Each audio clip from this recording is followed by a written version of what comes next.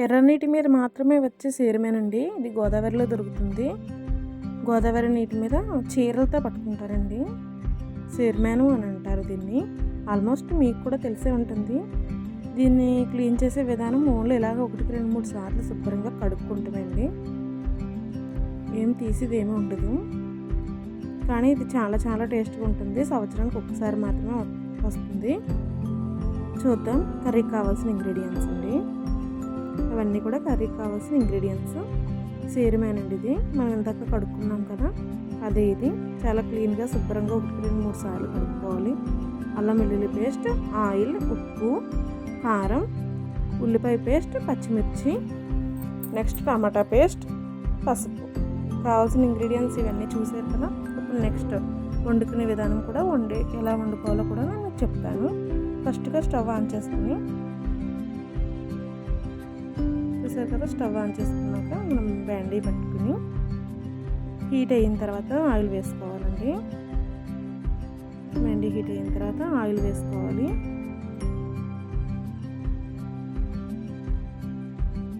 Oil వేసుకున్నాక ఒక 2-3 spoons oil పడుతుంది. నేనైతే 2 స్పూన్స్ వేసానండి ఆయిల్. ఎవరిష్టం వాళ్ళదే. కూర క్వాంటిటీని బట్టి కూడా మనం ఆయిల్ వేసుకోవాలి కదా. సో నేను వండేదానికైతే 2 స్పూన్స్ అయితే సరిపోతుంది. ఫస్ట్గా ఉల్లిపాయ పేస్ట్ వేసుకుని వేయించుకోవాలండి. గోల్డ్ కలర్ వచ్చేదాకా మనం ఉల్లిపాయ పేస్ట్ని వేయించుకోవాలి. చూసారు కదా. సీరమేన్ అనేది సంవత్సరంలో ఒక్కసారే దొరుకుతుందండి మనకి. దీని టేస్ట్ పులస టేస్ట్ ఉంటుందని చెప్తారు. ఎర్రనీటి మీద వర్షాకాలం మాత్రమే వస్తుంది ఇది. మనకి అన్ని సీజన్లోనే ఇది దొరకదు. ఉల్లిపాయలు పేస్ట్, పచ్చిమిర్చి కూడా వేసేసుకుని బాగా ఫ్రై చేసుకోవాలండి. సీరమేన్ ఎగిరే పెట్టుకోవాలండి, పులుసు కాదు.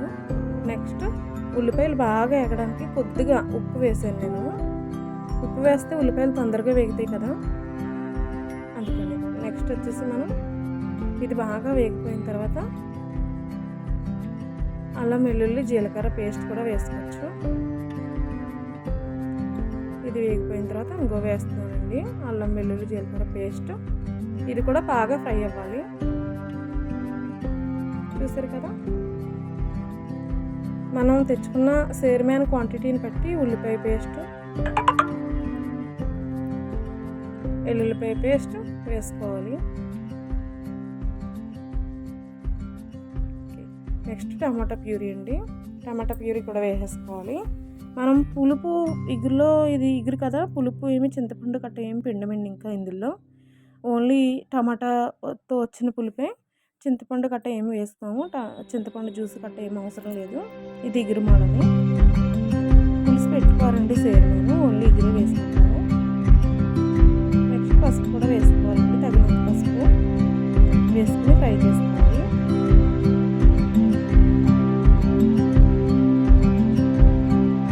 బాగా ఫ్రై అయిన తర్వాత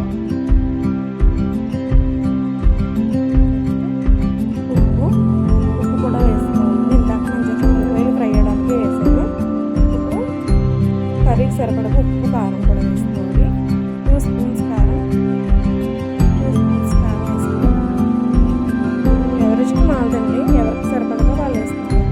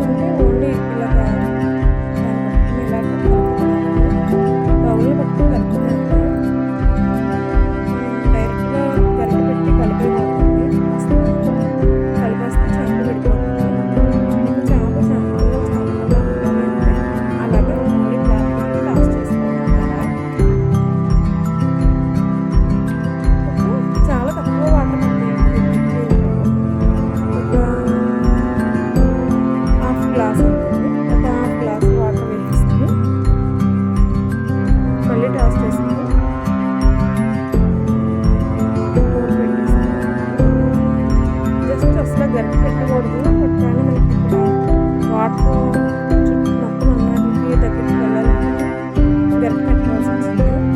గరిటె పెట్టకుండానే ట్రై చేయండి మీరు ఎప్పుడు. మూత పెట్టుకోవాలి.